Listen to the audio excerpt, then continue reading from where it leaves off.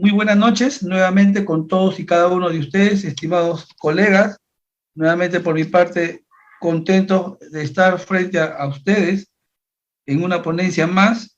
Tengo 1 hora y media para volcar ciertos puntuales conocimientos hacia ustedes y con la ayuda de ustedes vamos a hacer de esta disertación interactiva, si se quiere, y de manera muy interesante para ello.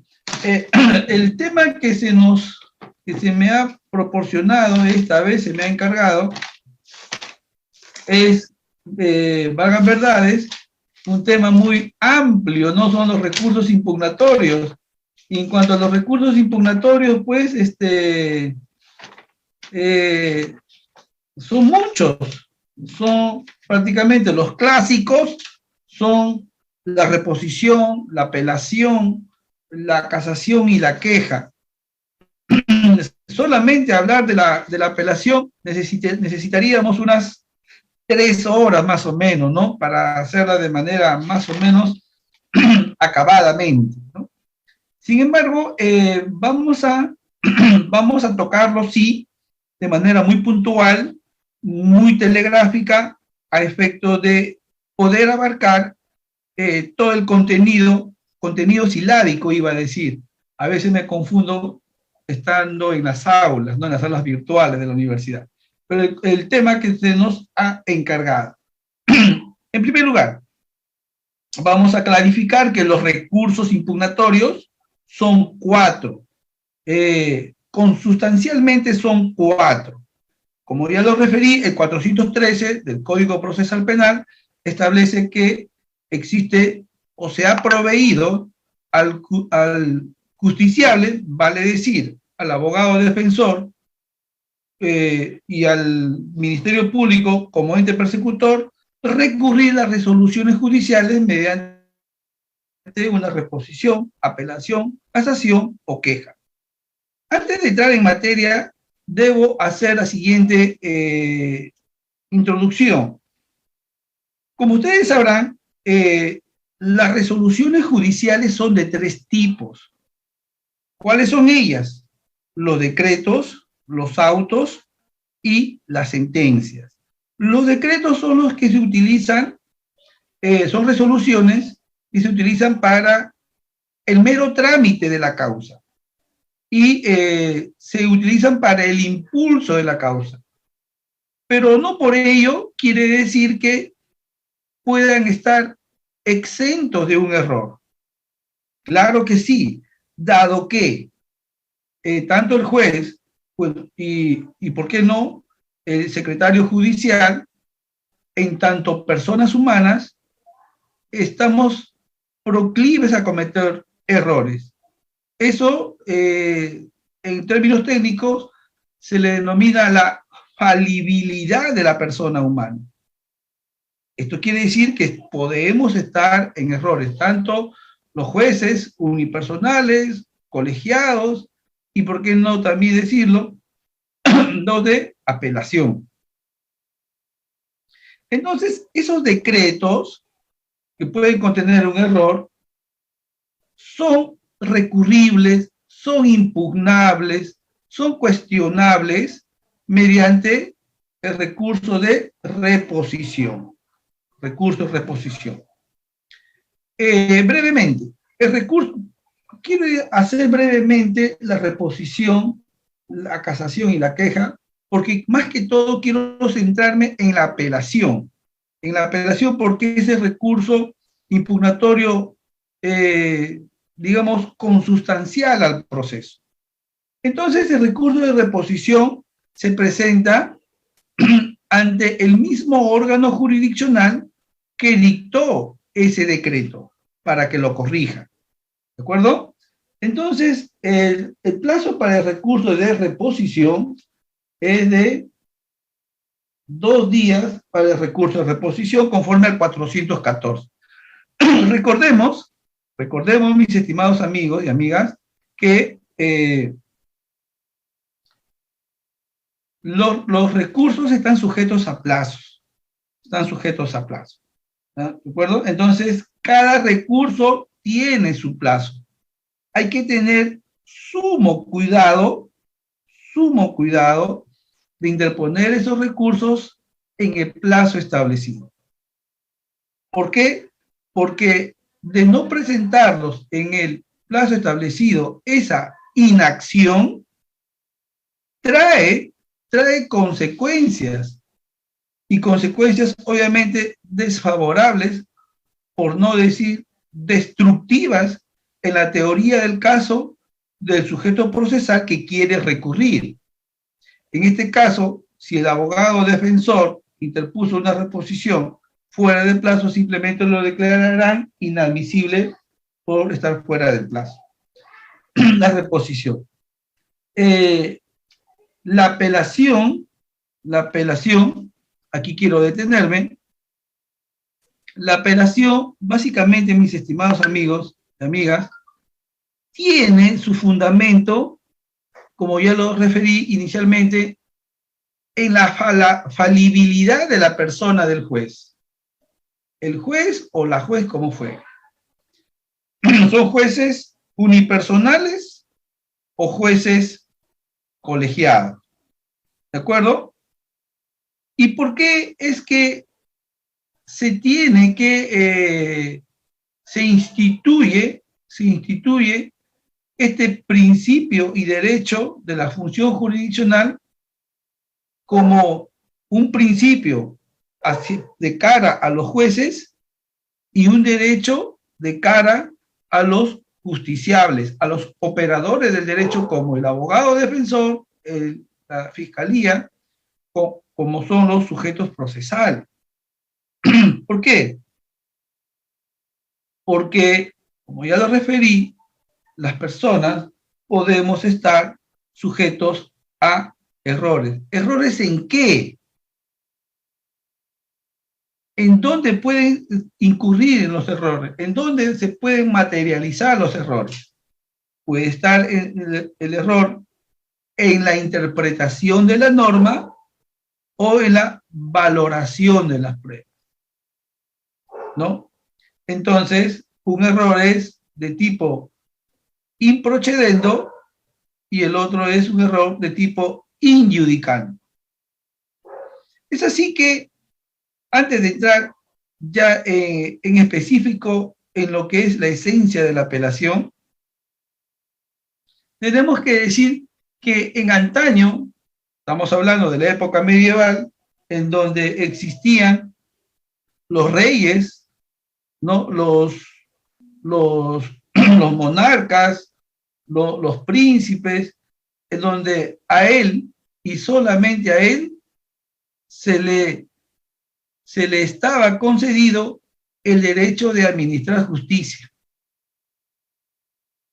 Y a veces no se podía cuestionar el castigo, el veredicto o la sentencia que este rey imponía a sus súbditos.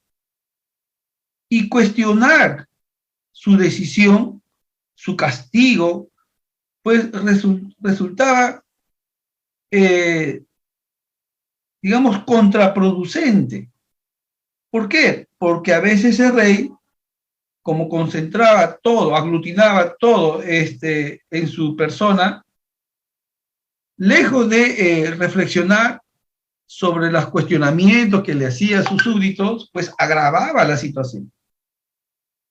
Agravaba la situación y a veces extendía el castigo también a los familiares del que era materia de objeto de sanción. Entonces, ello, con el transcurso de los tiempos, de los años y las ideas, ¿no? de la Ilustración, las ideas del constitucionalismo, pues hoy en día ya tenemos este apreciado tesoro jurídico sobre la pluralidad de instancias, recogido en el artículo 139, inciso 6 de la Constitución. Esto es, que es un principio y es un derecho de la función jurisdiccional la pluralidad de instancias. Quiere decir que una persona sometida a un proceso penal, debe entender que el proceso tiene etapas y la apelación, para el caso que nos abocamos, está reservada para apelar autos y sentencias. Se pueden apelar autos y sentencias. Los decretos no, como ya lo toqué liminarmente. Los decretos se cuestionan mediante reposición. La apelación está instituida para cuestionar o impugnar autos y sentencias. Y esas son los otros dos tipos de resoluciones, los autos y las sentencias. Los autos son utilizados para resolver un incidente dentro de la causa. Supongamos una excepción de improcedencia de acción para resolver un requerimiento de prisión preventiva, para resolver un auto de sobreseimiento, para cuestionar un auto de sobreseimiento. Son resoluciones que ponen fin a un incidente dado dentro de la causa. Y estas se cuestionan, se impugnan o se recurren mediante el recurso de apelación, cuyo plazo para apelar los autos es de 3 días. Recuerden siempre, 3 días. Recuerden siempre, no necesitan mayor internalización de su esencialidad porque la cosa es simple, ¿no? Tener en la mente que es de 3 días, pero sí es muy importante por los efectos que ello implica.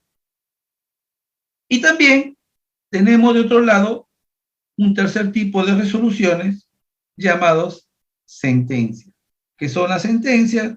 Es la resolución, aquella resolución que pone fin a la causa, entrando al conocimiento del fondo del asunto, de toda la causa en forma global, ¿no? Y por las sentencias se condena, se absuelve de la acusación o se puede condenar en parte y se puede absolver en parte. Y la persona que crea que se encuentra agraviada por dicha resolución puede recurrir en apelación también. Y el plazo para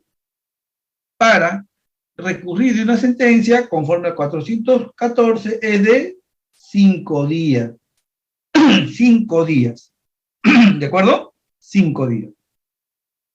Entonces, el recurso y los recursos impugnatorios tienen requisitos. Tienen requisitos de forma y requisitos de fondo, que se tienen que plasmar de forma muy puntual, muy técnica y muy clara. ¿Por qué resalto en estas expresiones? Puntual, clara y muy técnica. Puntual porque no hay que hacer de la apelación todo un testamento de 20, 30 hojas, obviamente de acuerdo al caso, ¿no? Pero estamos hablando de un caso común y sencillo, en donde se tenga que copiar y pegar doctrina. No hagan ello.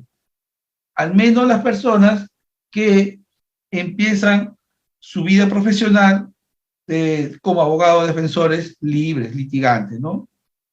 Hay que ser puntual, como la política del pollo, directo al grano. Tiene que ser claro en la redacción. Y es por ello que mucho yo recomiendo a los institutos como este, por ejemplo, que también provean, al margen de los diplomados de Derecho Penal, Procesal Penal, también redacción, que es muy importante. Entonces, tiene que ser redactado en forma clara, porque si comparamos los escritos postulatorios de proceso penal con el proceso civil. En el proceso civil, que es un procedimiento altamente formal, el castigo para el litigante, para el abogado que no interpone claramente su recurso, o no interpone claramente, o no redacta claramente su pretensión en la demanda o en la contestación de la demanda, será declarado inadmisible por falta de claridad o oscuridad en la forma de interponer su demanda.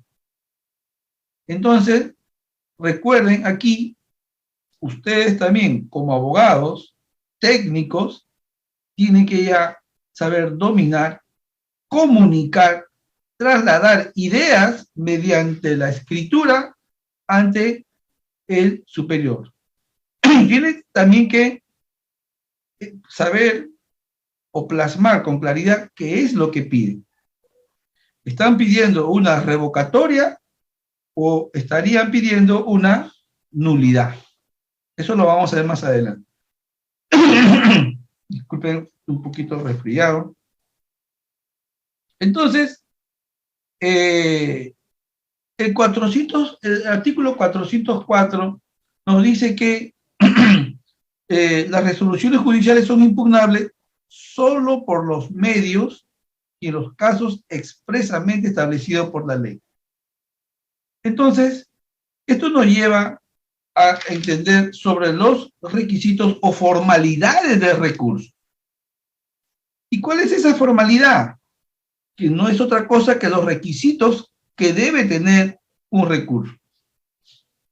Primero, que sea formulado o que sea presentado por quien resulte agraviado por la resolución que cuestiona, ¿no? Es decir, que tenga interés directo, y sobre todo se haya facultado legalmente para ello. Y aquí quiero detener. La norma que acabo de referenciar discrimina en la población de los sujetos procesales a quien es que se le está dando la facultad para recurrir. Por ejemplo, en este caso, alguien, o bien el imputado, o bien el fiscal, o bien el tercero civil, o bien el actor civil, que es el agraviado formalmente constituido en el proceso, tienen que invocar interés directo. Directo, esa es la palabra. Interés directo para recurrir esa resolución. ¿De acuerdo? Entonces, si es que es, supongamos,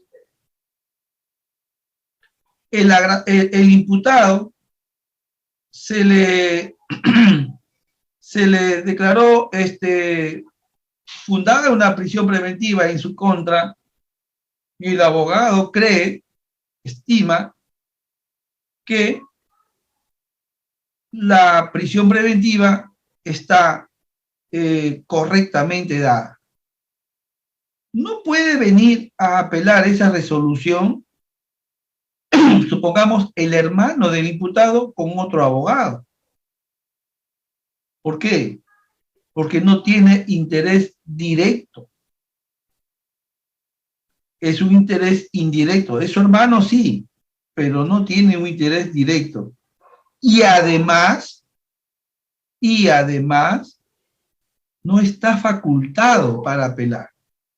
Ustedes buscan en la relación de sujetos procesales, del Código Procesal Penal, no está habilitada la apelación para los familiares u otras personas que sientan, digamos, preocupación o lástima, desasosiego, porque su hermano o un familiar se va a la cárcel vía prisión preventiva. No existe ese trámite. Como sí lo existe, como en el caso de los habeas corpus, por ejemplo, hay una persona que está desaparecida o está o lo detuvieron ilegítimamente, ilegalmente, en mi vecino yo veo que la policía lo detiene o unas personas lo detuvieron, lo llevaron en un carro, yo, sin tener, sin ser su familiar, sin ser su abogado, voy al juzgado penal e interpongo un habeas corpus, ¿no? Entonces, en el habeas corpus, en las acciones de garantía, en los procesos constitucionales de la libertad, específicamente en el habeas corpus, está permitido ello. Pero en materia de recurso de apelación, no. Se tiene que invocar interés directo y estar facultado legalmente para interponer. Entonces, ¿qué significa estar facultado legalmente? Que la ley lo exprese así, de esa manera. Que, por ejemplo, en el caso que estamos formulando como ejemplo, que sea el abogado defensor quien apele la resolución directamente en beneficio de su patrocinado. Pero no puede venir otro extraño a meter las narices en el proceso. Entonces, tenemos formalidades ahí. Entonces, otro de los requisitos es que sea interpuesto por escrito.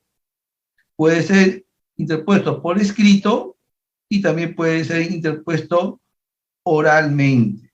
Oralmente, cuando se trata de resoluciones expedidas en el recurso de una audiencia. ¿Ya? Cuando se trate de resoluciones expedidas en el transcurso de una audiencia, en cuyo caso el recurso se interpondrá en el mismo acto en que se lee la resolución que lo motivó. Entonces, ya con este código existe la posibilidad, una segunda posibilidad de apelar, sea por escrito o sea oralmente. Si estoy en una prisión preventiva, se me corre traslado de la resolución y yo como abogado le diré al juez, interpongo recurso de apelación, sin embargo, me reservo el derecho de fundamentarlo por escrito en el plazo de ley. Si es un auto, 3 días. Si es una sentencia, 5 días. O también, si es que es una prisión preventiva, sigamos con este ejemplo, declaran fundada la prisión preventiva, puedo apelarlo en ese mismo momento. ¿Por qué? Porque es una resolución dada en el transcurso de una audiencia. ¿De acuerdo? Entonces,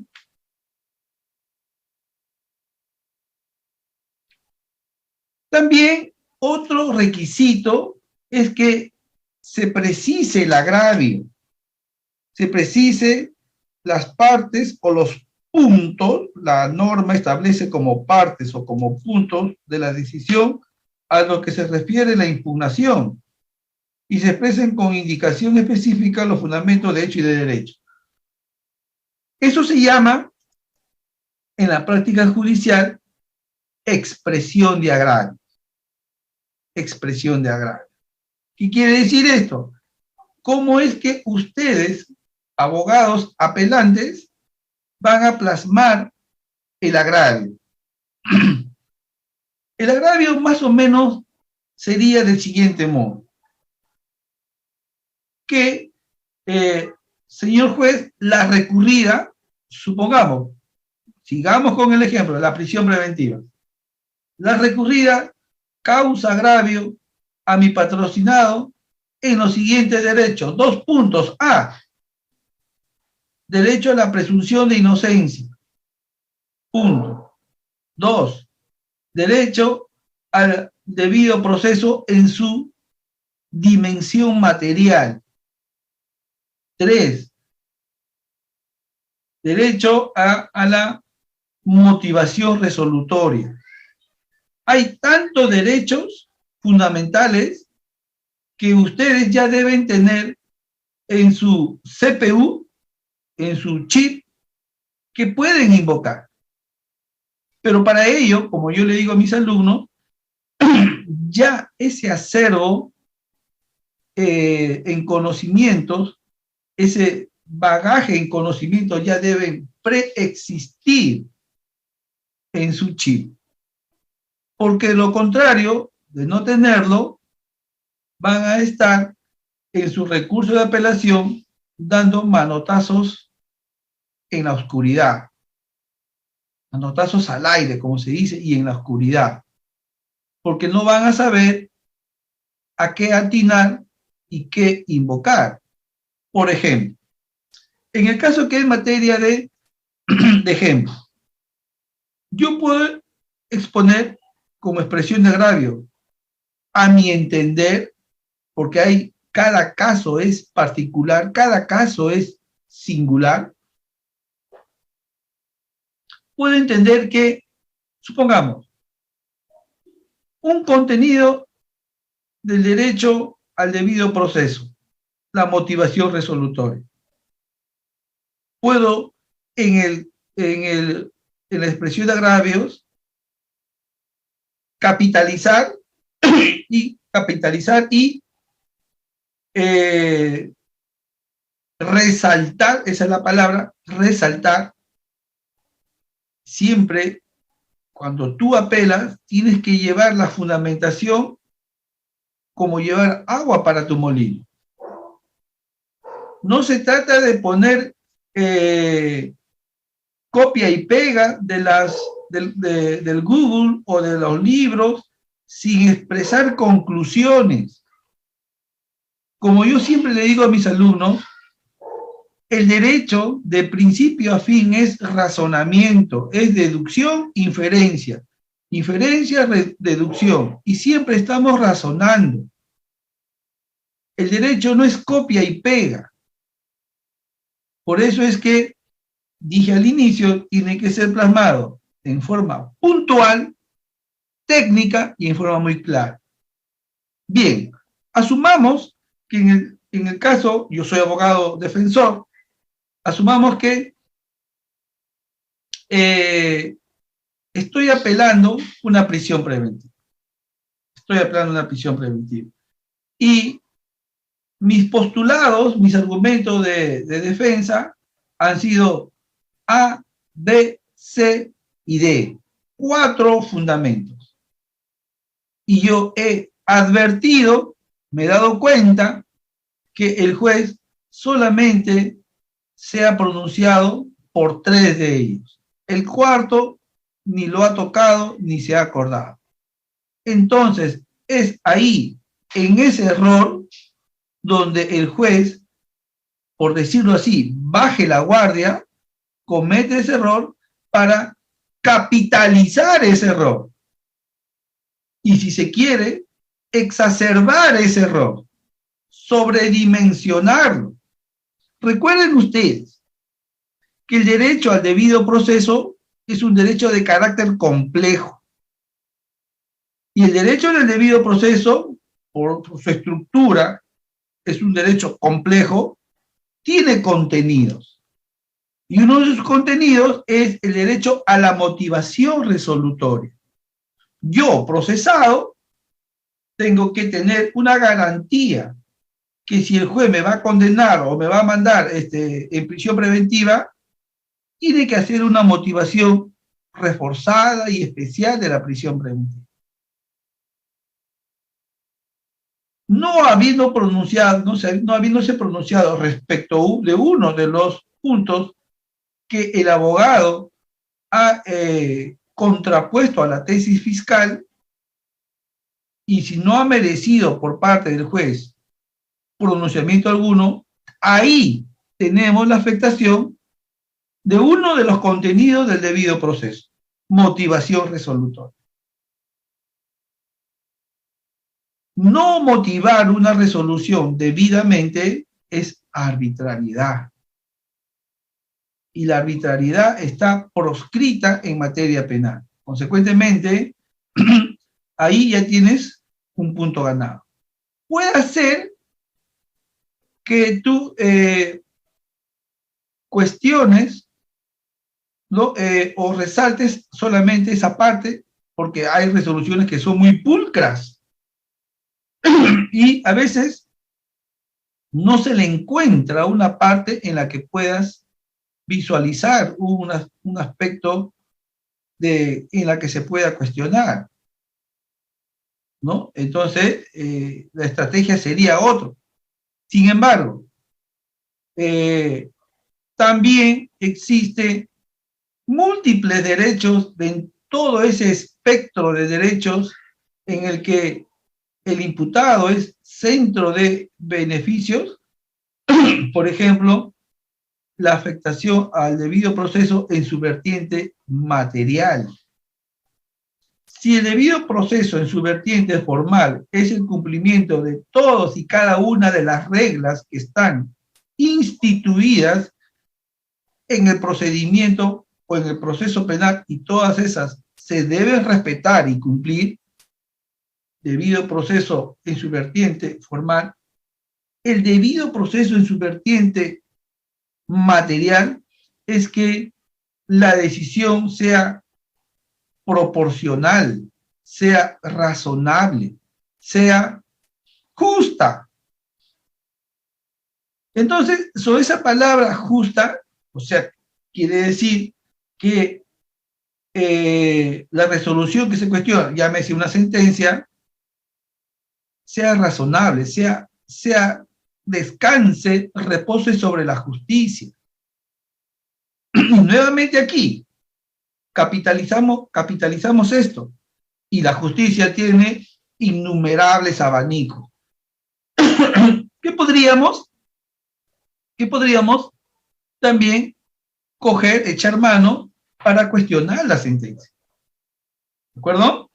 Entonces, pero para cuestionar una sentencia, un auto, vía apelación, demanda del impugnante que tenga ya ciertos esquemas preestablecidos en el chip. O puede ser que el error provenga de la mala interpretación de una norma.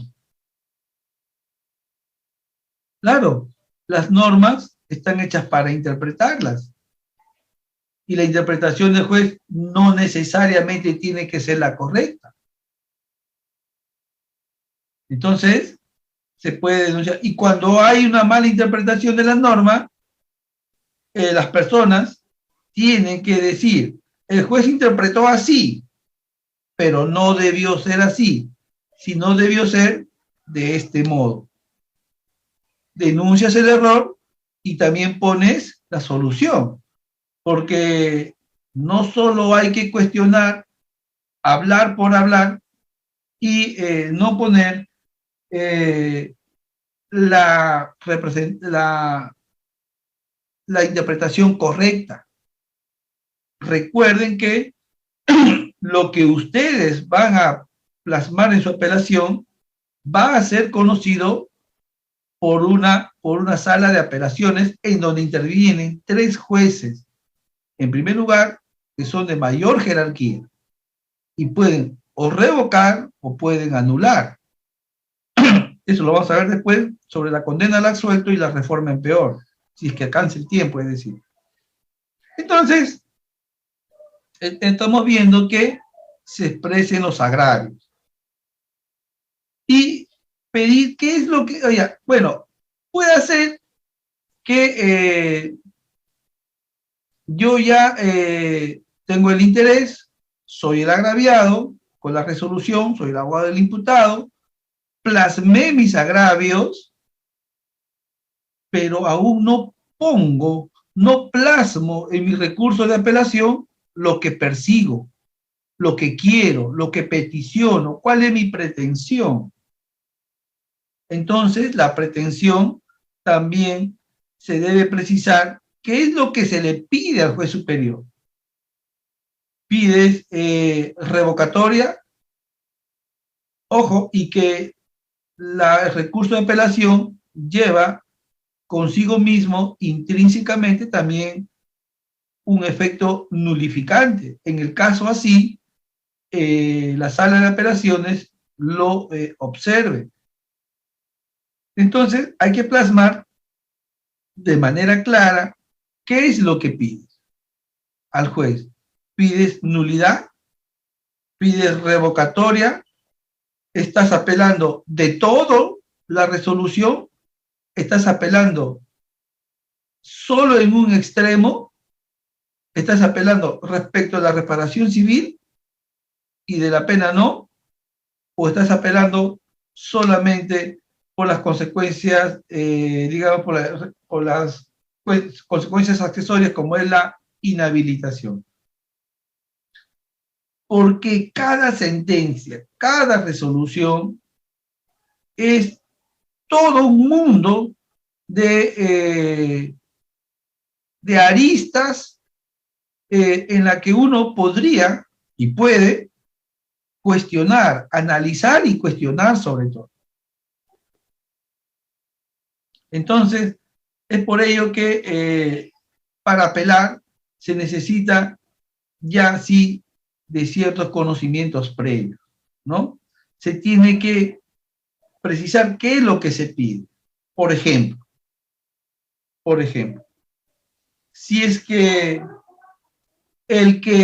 si el que está apelando una sentencia condenatoria es el abogado defensor y condenaron a su patrocinado, supongamos, por robo agravado, 12 años, que es el mínimo que prescribe la norma, pero le han puesto una reparación civil de 1 millón de soles. Cuando las joyas o las joyas robadas en la casa en donde entraron, encañonaron a la persona, tienen un valor, supongamos, de 200.000 soles. Y el imputado dice, pues esto no lo puedo permitir, esto es desproporcional, es arbitrario. Apelo solamente respecto de la reparación civil. Esa es un tipo de apelación en el extremo, se llama, ¿no? Una apelación parcial. Ya no estoy apelando sobre la pena, porque sobre la pena, si es que no lo apelo, queda consentido. Pero respecto de la reparación civil, sí estoy impugnando. Entonces, existe un latinazgo, tanto apelatum, tanto devolutum. En la misma cantidad que tú apelas, el juez de alzada, el juez superior, que va a conocer, en la misma medida que tú apelas, en esa misma medida también el juez conoce tu apelación. Conoce, lo resuelve y te lo devuelve. ¿No? Entonces existe ese latinazgo, tanto apelatum, tanto devolutum. O puede ser también que apelas de toda la resolución. Si apelas el juicio de culpabilidad, ya está de más que te pronuncies sobre la reparación civil, porque si es que te absuelven por el juicio de culpabilidad, o sea, te absuelven, te declaran fundada tu apelación, consecuentemente revocan la sentencia condenatoria y deciden absolverte de la acusación fiscal, lo accesorio sigue la suerte de lo principal. ¿De acuerdo? Entonces, avancemos. Que se precisen los puntos y las partes en la que lo que se pide al juez, ¿no? Si es revocatoria o nulidad de la misma. ¿Por qué? También hay otro requisito que hay que tener en cuenta, que no todas las resoluciones son apelables. No todas las resoluciones son apelables. En el Código Procesal Penal tenemos muchas aristas, muchas alusiones a ciertas resoluciones que respecto de ellas no está habilitada la apelación, no está habilitado ese principio y derecho de la función jurisdiccional denominado pluralidad de instancias. No lo está. ¿Por qué? Y a veces problematizo con mis alumnos y les digo, ¿cómo ustedes resuelven esta aparente colisión? Cuando la Constitución política establece en el 139, inciso 6, la pluralidad de instancias. Y es una norma constitucional. Y el Código Procesal Penal establece que para ciertas resoluciones no está habilitado el recurso de apelación. Un ejemplo, el auto de enjuiciamiento que emite el juez de investigación preparatoria. Ese auto no es apelable. Otro ejemplo, la resolución mediante la cual el juez de juzgamiento admite o rechaza prueba nueva. Tampoco es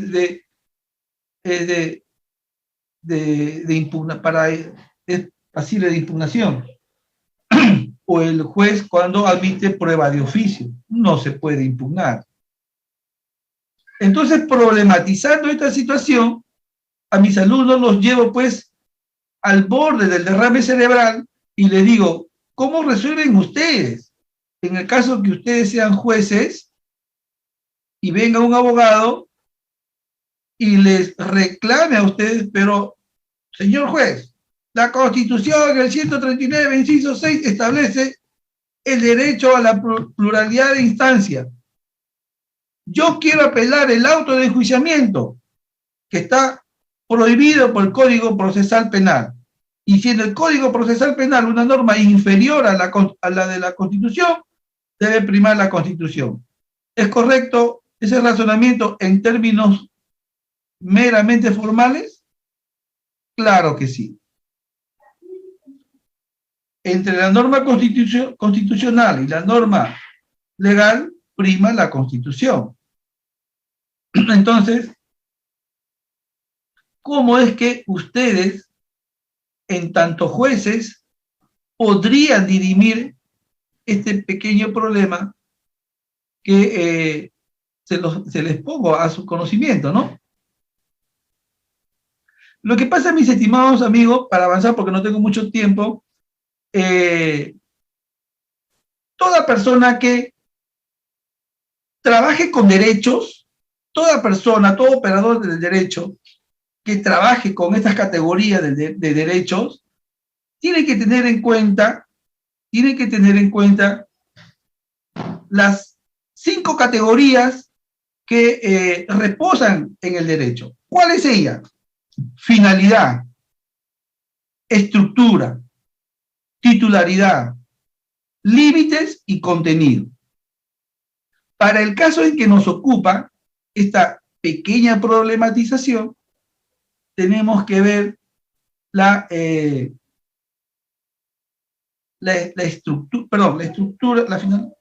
contenido. El contenido y a la vez límites, pero es límites, ¿ya? Límites del derecho. Los límites. El límite. Entonces, para dirimir esta situación, diríamos que no existe derecho fundamental absolutos. Por lo tanto, es válido concluir que no podemos decir, sobre texto del 139, inciso 6 de la Constitución, que toda resolución debe ser apelable. ¿Por qué? Porque todo derecho fundamental tiene límites. Entonces, empleando un argumento a fortiori, si el derecho a la vida está limitado, si el derecho a la vida no es absoluto, porque existe la pena de muerte en caso de traición a la patria en tiempo de guerra, ¿por qué entonces no limitar el derecho a la impugnación? ¿Se dan cuenta? Si el derecho a la libertad está limitado, por eso es que a las personas, sin antes de ser condenado en un proceso firme, se le encarcela preventivamente, y estamos viendo de patente, que el derecho a la libertad no es absoluto, se restringen. Entonces, con mucha mayor razón, derechos que a recurrir, que son de menor entidad, también son pasibles, son viables de ser limitados. Porque la norma también tiene algo de sabiduría, ¿no? Al margen de los congresistas que tengamos allá en ese antro de negociación de intereses llamado Congreso. Porque si toda resolución fuese apelable, imagínense ustedes, los procesos serían eternos y se contrapondría con otro derecho llamado el derecho a la tutela jurisdiccional efectiva respecto de los agraviados y el derecho al plazo razonable respecto de los imputados. Entonces, sucede ello, ¿no? Siempre a mis alumnos prefiero yo encapsularlos en problemáticas e incitarlos al razonamiento antes de avanzar superficial o epidérmicamente en el contenido. Entonces, tengan en cuenta ello, ¿ya? Que no toda resolución es apelable. No vaya a ser como a veces en los juicios, en las audiencias que uno tiene que afrontar por el trabajo, existen ciertos abogados que no tienen muchas experiencias y se les corre el traslado por una cuestión de cliché, de práctica judicial, y terminan pues pretendiendo apelar la resolución que declare el auto de enjuiciamiento, ¿no? Entonces, hay que tener en cuenta ello.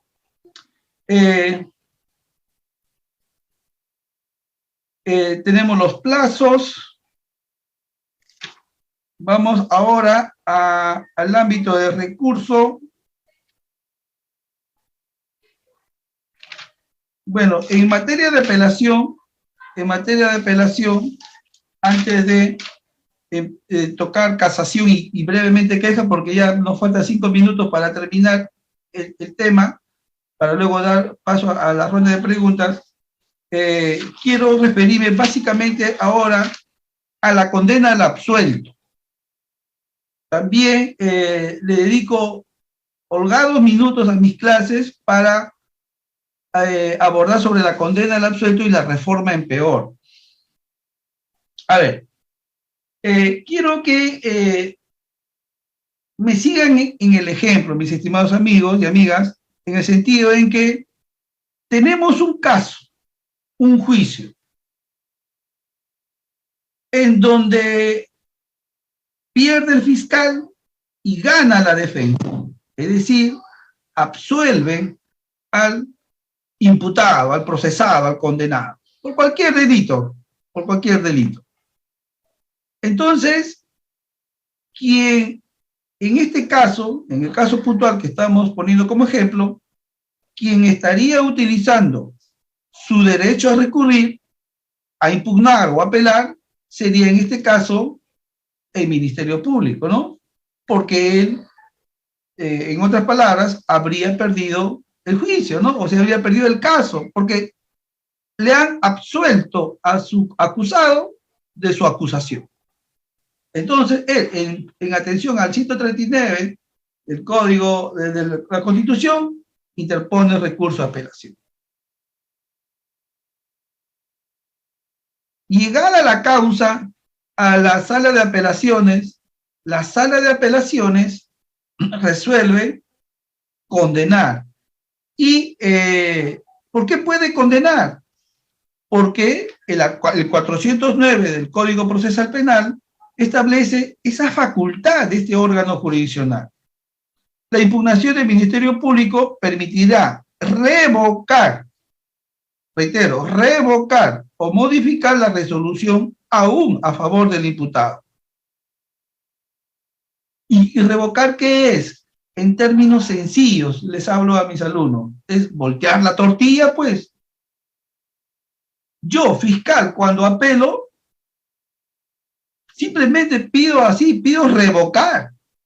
Si lo absolvieron, como ya me ha pasado en varios casos, que no he compartido la decisión de la juez unipersonal en un caso de usurpación,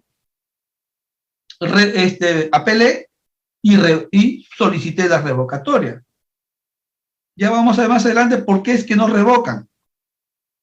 Entonces solicité la revocatoria, pero cuando los jueces superiores advierten, obviamente, para su interior, ¿no? Para su chip interno, advierten que esa causa no debió ser absuelto, sino debió ser condenado, los jueces no tienen, voy a decirlo en términos crudos, no tienen los suficientes pantalones para revocar, para condenar al absuelto.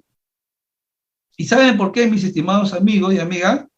Porque ese fundamento de no revocar y en lugar de ello anular es en virtud de una falencia estructural de la administración de justicia. ¿Cómo así, profe? Porque si es que revocasen la sala de apelaciones, estarían recién en segunda instancia, pero segunda instancia para el fiscal, recién condenando. Y en ese supuesto, la sala de apelaciones vendría a ser, respecto del imputado, recién vendría a ser primera instancia. Por lo tanto, una vez condenado el absuelto, recién se activaría la posibilidad de recurrir en apelación. Pero en la estructura del aparato judicial no tenemos ni logística ni jueces para que se conforme una sala de apelaciones, llamémosle B, porque la primera fue la A, luego tendríamos una sala de apelaciones B que conozca ahora sí el recurso de apelación de quien fue condenado en segunda instancia del fiscal. Eso no existe. Exigir ello sería pues como solicitar mayor presupuesto, mayor logística para este Poder Judicial, sin embargo no lo hay. Por eso es que digo que los jueces de la sala de apelaciones no tienen los pantalones para revocar. Yo como fiscal solicito la revocatoria. Me vale un comino si tú no tienes una segunda sala para que le des la oportunidad a apelar al condenado como absuelto o condenado al absuelto, ¿no? Es tu problema, Poder Judicial, si no lo tienes. Pero ¿qué hacen ellos? Anulan, te hacen, como siempre yo utilizo términos del deporte para que genere mayor aprendizaje. Te hacen un enroque corto y se salen con las suyas, porque a las finales ellos tienen la decisión. Anulan y dicen que conozca otro juez el recurso. Y siempre, o en el 99% de los casos, cuando anulan y conoce otro juez, es porque te van a condenar. Y nuevamente se activará la apelación, en esta vez ya pues el imputado, ¿no? Entonces, te condenará un juez de primera instancia propiamente dicho y recién nuevamente subirás a una sala de apelaciones en donde te confirmarán o te revocarán, no sé. Entonces, eso es en lo que respecta a la condena al absuelto. Ya la Corte Interamericana de Derechos Humanos se ha pronunciado que sí es viable la condena al absuelto, pero si tú, en otras palabras, le has dicho a los estados, ¿quieres condenar al absuelto? Perfecto, hazlo, pero ponle una segunda sala de apelaciones para que ese condenado, recientemente condenado, ejerza su derecho a la doble instancia. Y los estados, obviamente, no han tenido, esa asertividad de generar, pues, recursos personales, presupuestarios, logísticos, para instituir salas de ese tipo. A las justas puede con su carga procesal y pues para incurrir en ello, ¿no? Entonces, eso es lo que vendría a conformar la condena del absuelto. Lo tenemos en el 409 y también lo tenemos en el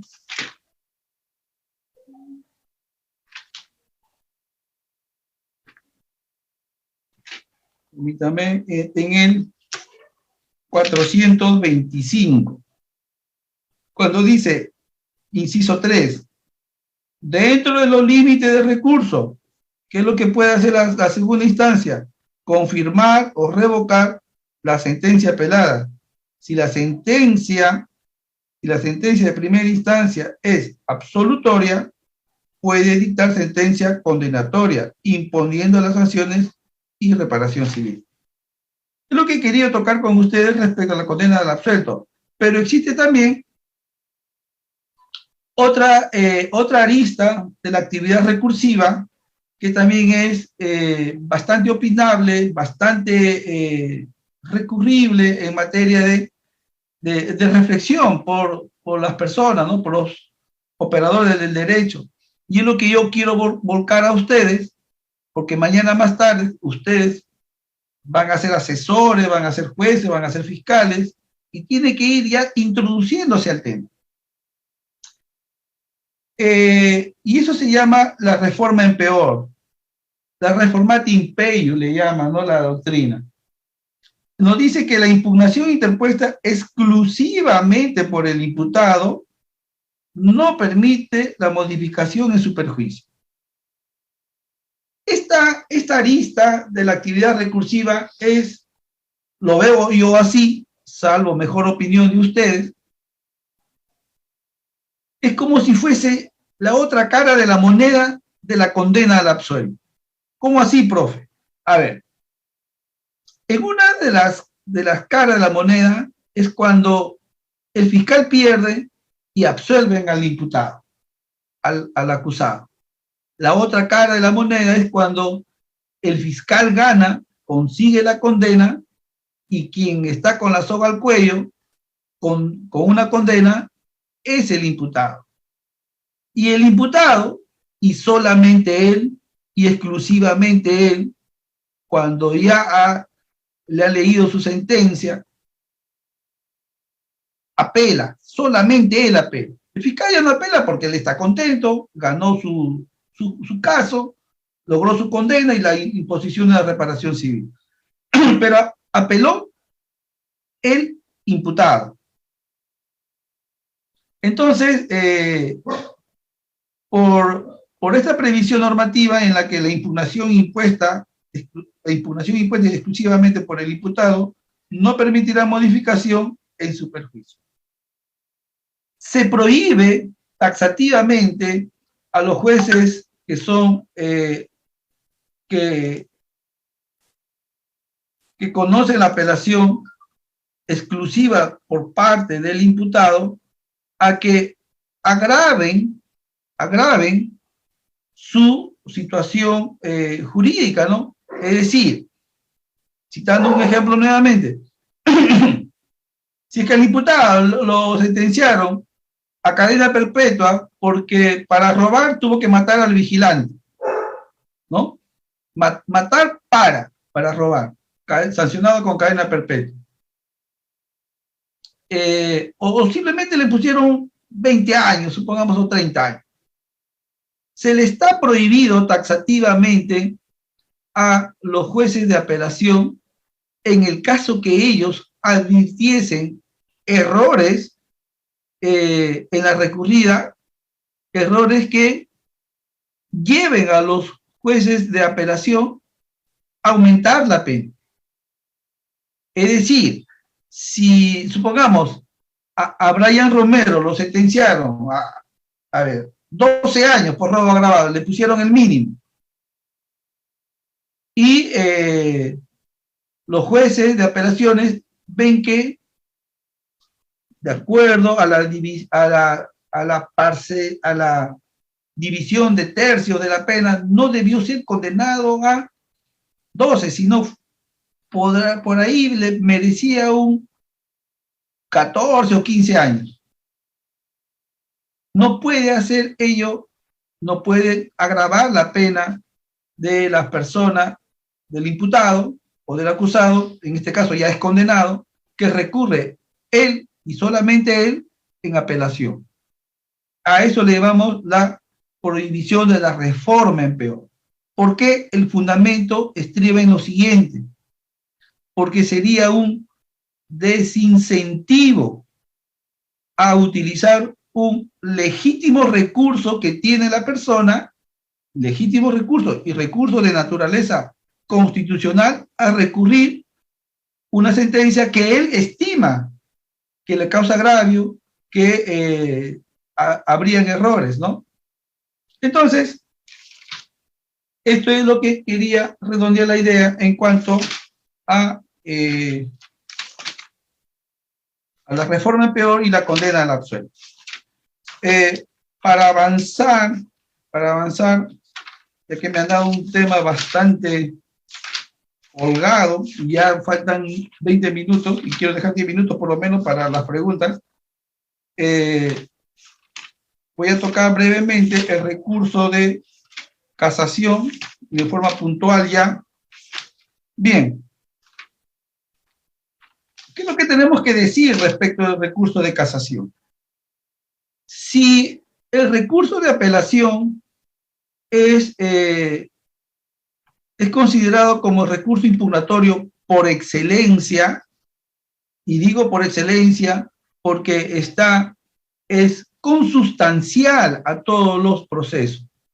Está en el proceso civil, en el proceso familiar, en el proceso laboral, con mucha mayor razón en el proceso penal, dado que es un principio y un derecho de raigambre constitucional. Ese derecho irradia todos los aspectos de la administración, de justicia, tanto como administrativas, y derecho sancionador también.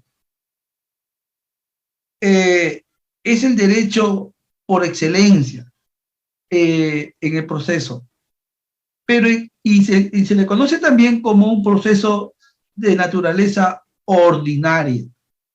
Y mis alumnos me preguntan: profe, ¿y por qué son ordinarios?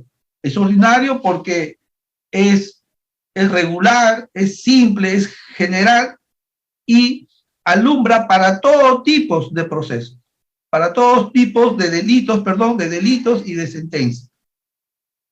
Todo. Si a ti te condenan por, supongamos, por receptación o por faltas, o te condenan, en penal, por daño simple o por conducción en estado de ebriedad, o un delito grave, por secuestro y subsecuente muerte, violación sexual, sea el delito pequeñito o sea el más grande de todos, mereces recurrir esa resolución mediante el recurso de apelación.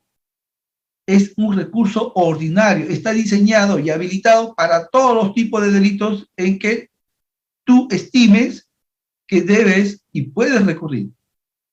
Pero la casación es la otra cara de la moneda. Si la apelación es ordinaria, la casación es extraordinaria. ¿Por qué es extraordinaria? Porque es especial. No está diseñado ni habilitado para la generalidad de delitos, sino que está diseñado para ciertos delitos que establece y regula el artículo 427 en adelante.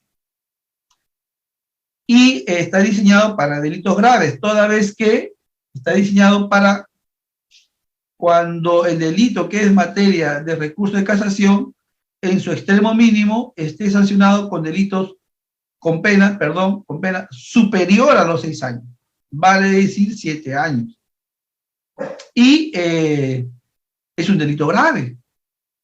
Es un delito grave, ¿no? 7 años, igual o mayor a 7. Para los autos también es materia de, es materia de casación. autos y sentencias. Recuerdo que en el nuevo Código Procesal Penal, que ya no le podemos llamar nuevo, porque este código, el primer distrito judicial donde salió como un plan piloto en vigencia fue el distrito de Huaura, en el 2006, en Huaura. El segundo fue Trujillo, La Libertad. Y no sé si fue el primero, creo que fue el segundo.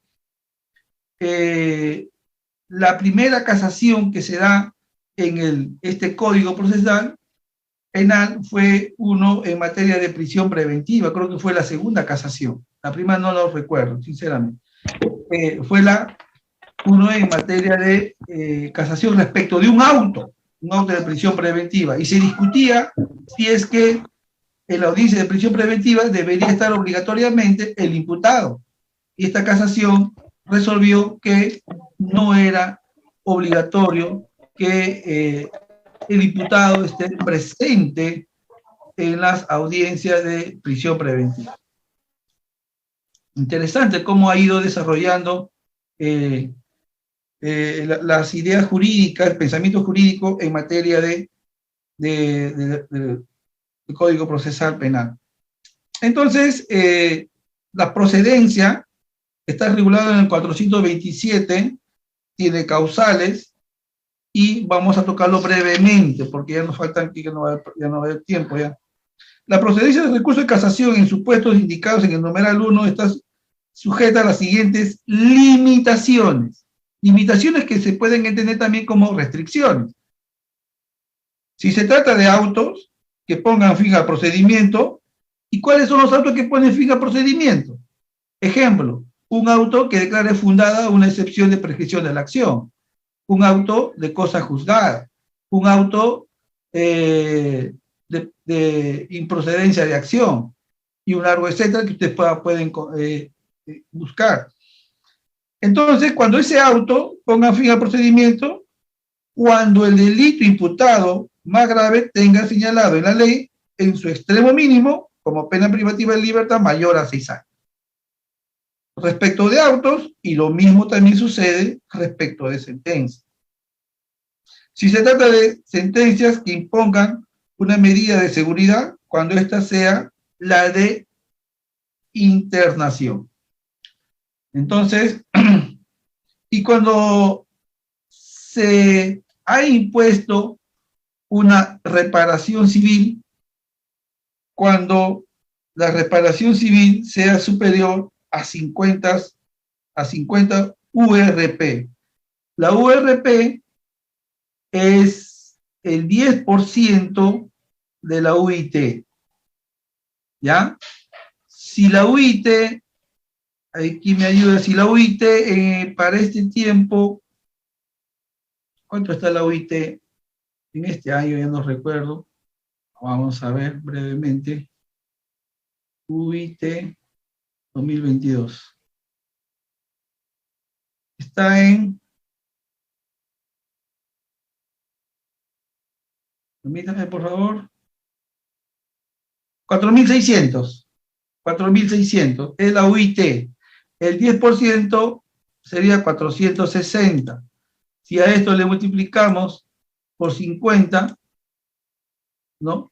Por 50 URP, estamos hablando de 23.000 soles.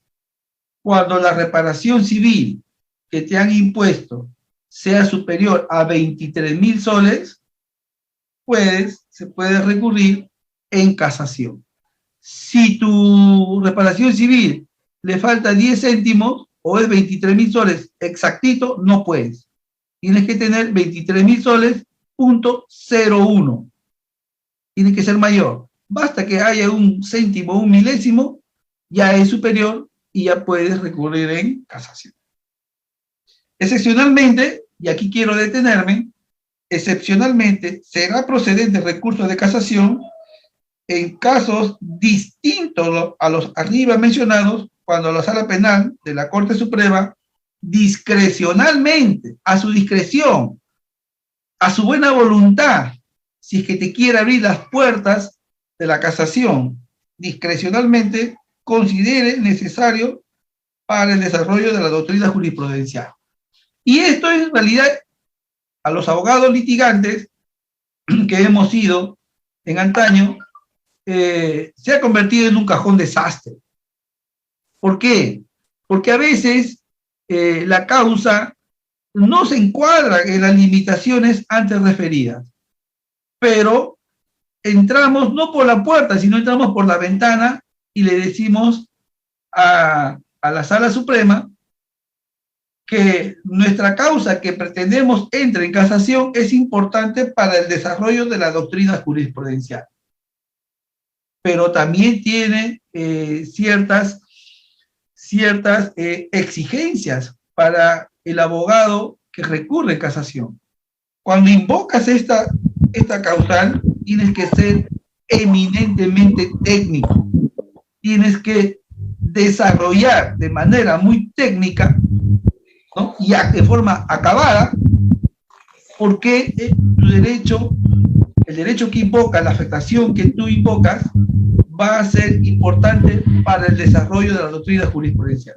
En otras palabras, si es que lo que tú estás reclamando o cuestionando vía casación ya tiene la solución zanjada en la doctrina, ya pues sería un refrito, ¿no? Más de lo mismo, no. Tú tienes que, en otras palabras, tú tienes que descubrir con la causal que estás invocando, tienes que descubrir o la pólvora o tienes que descubrir las Américas, ¿no? Para graficar mejor el ejemplo.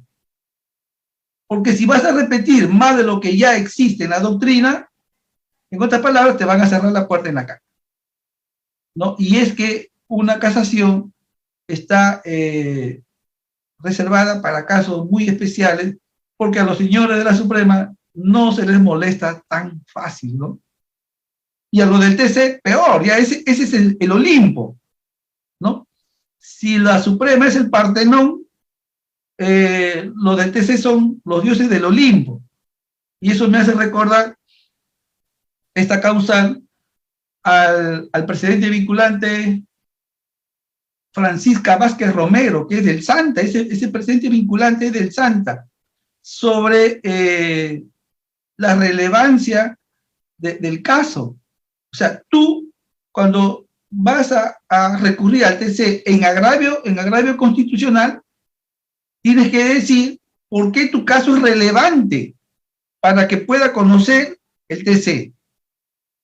Entonces, todos los que hemos sido abogados litigantes, siempre estamos en la convicción que nuestro caso, por el cual litigamos, es importante. Por eso es que nos ponemos la capa y la espada para defenderla. Pero para los señores dioses del Olimpo, lo del TC, si tu caso no es relevante para ellos, simplemente no entra casación. Afortunadamente, el presidente vinculante Francisca Vázquez Romero, con el nuevo Código Procesal Constitucional del 2021 y el nuevo desarrollo de la doctrina constitucional, ya ha quedado pues prácticamente desfasado, ¿no? Ya no es más de observancia. ¿Por qué? Porque todo el nuevo Código Procesal Constitucional, haciendo un paréntesis, ya prohíbe el rechazo liminar, ¿no? Pero ese es otro tema que ya Armando o la señorita Claudia en el futuro, si desean, me invitarán para disertar en materia de procesos constitucionales de la libertad. Bien, ya faltando prácticamente 7 minutos, he podido resistir porque estoy un poquito afónico. No sé si hay preguntas hasta aquí.